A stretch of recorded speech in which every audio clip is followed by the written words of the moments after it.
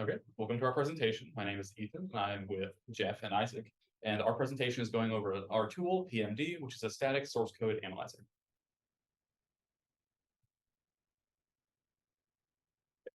The problem that we were looking to solve is for coding, you have some of the most important aspects are quality, maintainability, reliability, and for small code bases, this is fine. It's easy to keep track of, and it's easy to handle with a small team or just as you code. But when code bases start to get bigger and bigger with hundreds or thousands or tens of thousands of lines, it's very hard for a small team to manually keep track of all of the coding rules that they should be following.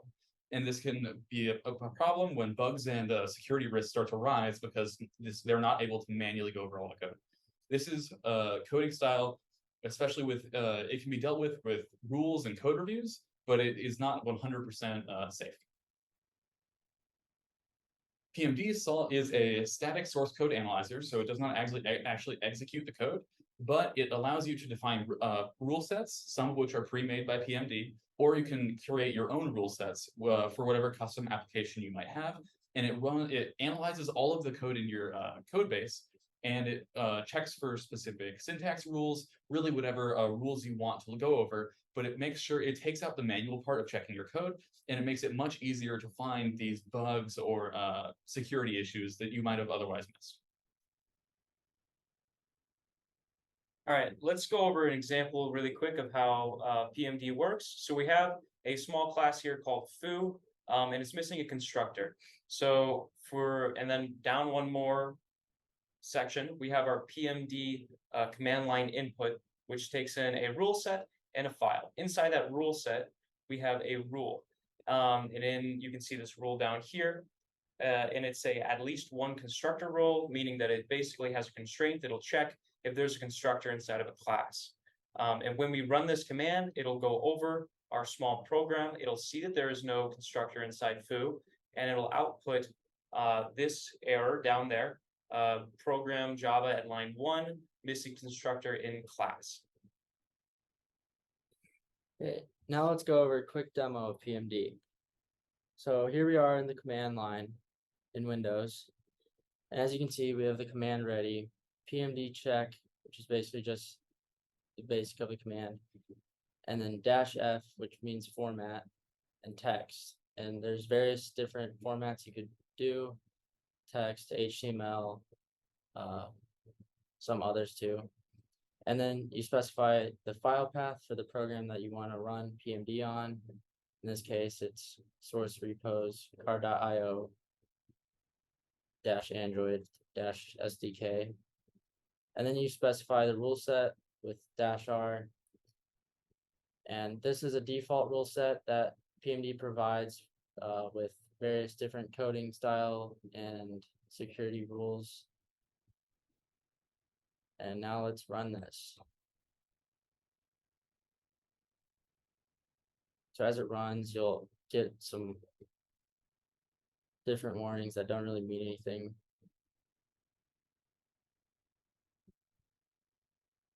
And then now you can see that it outputted 32 different errors for this code base. Some of them are unnecessary imports, local variable naming conventions not following, useless parentheses, unused static imports, and it also provides the exact place in the code base down to the line number, which is very useful. And that's pretty much it for the demo. All right, so the analysis process for PMD is kind of the main chunk of what happens to the program. It all starts at the command line where, as you just saw, we give it a couple files and we give it some rule sets, and then we give it an output format. For that one, we gave it text so that outputs straight into the command line. Then it moves on to a pre-processing stage where files are sorted, and then languages for each of the files are identified. Then we move on to the analysis part where we run through all the files, either single-threaded or multi-threaded. We check the cache to make sure that there isn't any data that we could already use to speed up the process.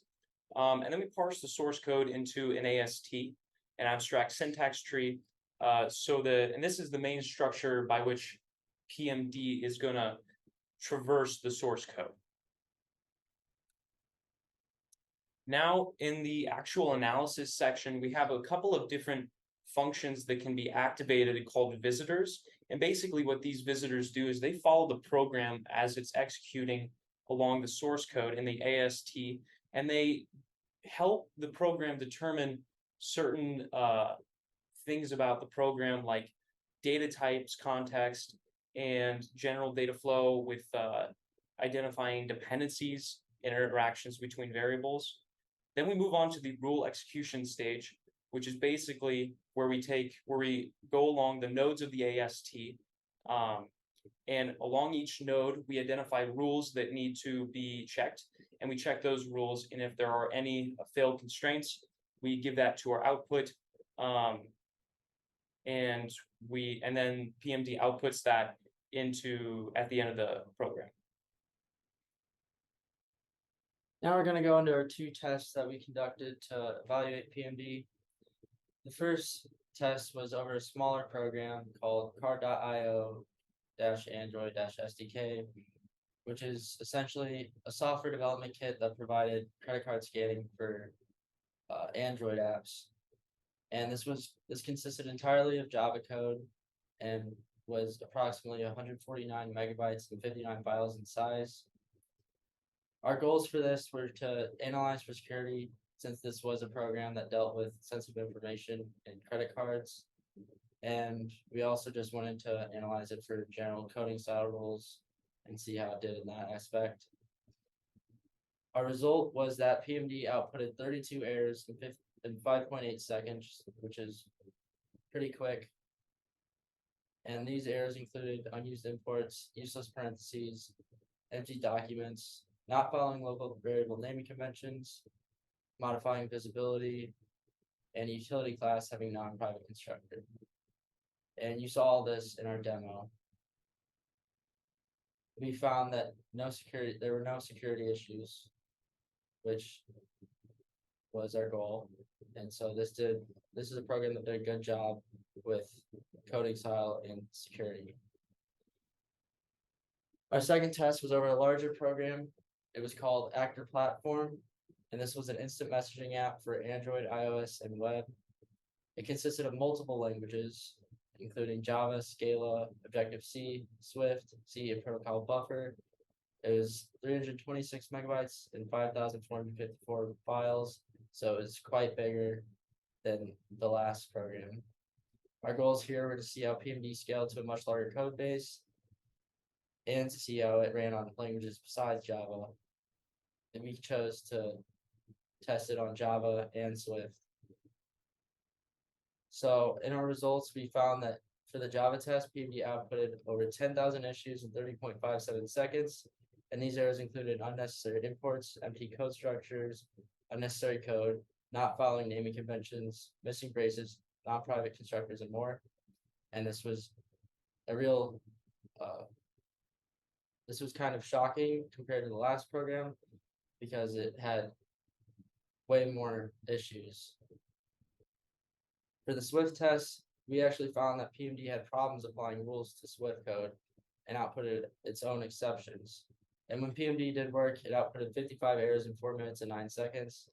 And these errors included unavailable functions, not avoiding force casts. So the result of these two tests was that given a larger code base with more errors, PMD takes a lot longer to finish, and this can also be attributed to active platforming having 5,000 files instead of 50. And we also found that PMD doesn't work very well on Swift code as it does on Java. It took way longer to finish, and it didn't really work that well because it outputted its own exceptions. And Card.io had a much cleaner code base than Actor Platform, and they probably had some sort of coding standard or used a PMD-like tool. So other options than PMD might be checkstyle, find bugs, pilint, or TSLint. And what makes PMD different? It is comprehensive, and it allows you to go over other languages as well. So while it has very robust implementation for Java, it also works on Python, Swift, a multitude of other languages. This makes it useful because you can have a code base with multiple different files of different languages and be able to use PMD with different rule sets on all of them. So rather than having to use specialized tools for every different language you decide to use or every different rule set you want, you can use PMD to be able to kind of implement all of them. So it's very nice for bigger code bases that want to have multiple different kinds of languages with them. In conclusion, the essential elements of coding are software reliability, security, and functionality. And PMD plays a big role in being able to make sure that all of your developers are on the same page with the rules and regulations for your code bases. It's very comprehensive and involves a lot of broad analysis. Thank you for coming to our presentation. Here are references.